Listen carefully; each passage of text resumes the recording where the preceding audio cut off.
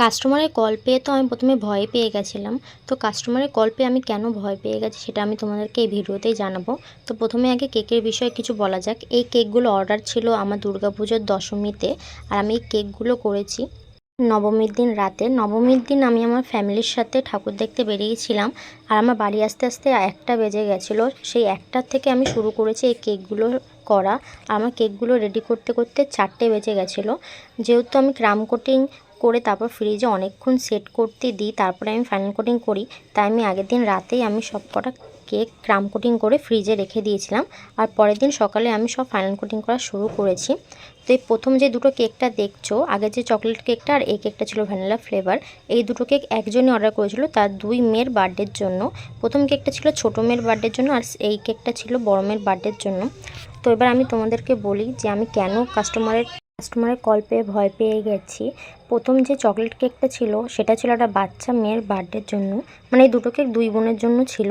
তো ছোট যে বোনটা সে আমার কাছে ফোন করেছিল, আর প্রথমে আমি বাচ্চার আওয়াজটা পেয়ে একটু ভয় পেয়ে গেছিলাম যে কে আমাকে ফোন করলো, কারণ যেহেতু কাস্টমারের নাম্বার আমার সেভ করা আছে, আমি তাই ভাবলাম যে সে ফোন না করে কে আমাকে ফোন করলো।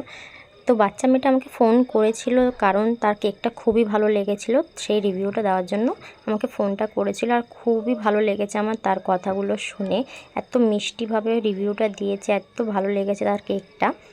তো এটা শুনে আমার খুবই ভালো লেগেছে। এরকম ছোট ছোট বাচ্চাদের কাছ দিয়েও রিভিউ পেতে কার না ভালো লাগে বলো। তো যাই হোক, এই যে থার্ড কেকটা দেখছো, এইটা কোনো বার্থডের জন্য ছিল না, এটা ছিল একজনের আইবুড়ো ভাতের জন্য। আর এই কেকটা যে অর্ডার করেছে সে আমার কাছে প্রথমবার কেক অর্ডার করছে, আর খুবই ভালো রিভিউ দিয়েছে। রিভিউটা তোমরা আমার পেজে গিয়ে দেখতে পারবে। আর কেকটা নিজের মতন করে কাস্টমাইজ করে নিয়েছে, আমি কিছু পিকচার পাঠিয়েছিলাম তাকে, তার মধ্যে সে এই ডিজাইনটা চুজ করেছে। আর যেহেতু আগের দুটো কেকে আমার কোনো ডিজাইন বলে দেওয়া হয়নি, শুধু বলেছিল চকলেট ফ্লেভার ভ্যানিলা ফ্লেভার করতে বলেছিল, তাই আমি নিজের মতন করে ডেকোরেশনটা করেছি। প্রথম কেকটা আর এই কেকটা কালার কম্বিনেশনটা আমার অনেকটাই সেম রেখেছি, তো ডিজাইনটা একটু আলাদা করেছি। আর মাঝখানে যে নামটা আমাকে লিখতে বলেছিল সেটাও আমি লিখে দিয়েছি। একটু সুগার বল দিয়ে দিলাম গোল্ডেন কালার, একটু সিলভার কালার ডাসও করে নিলাম। তো এই তো আমার 3টে কেক কমপ্লিট হয়ে গেছে। এই 3টে কেক তোমাদের কেমন লাগলো আমাকে কমেন্ট করে জানিও। ভিডিওটা লাইক শেয়ার করে দিও, আমাকে ফলো করতে ভুলো না। আর যে কোনো ধরনের কেক আমার কাছে অর্ডার করতে পারো। ওকে, টাটা।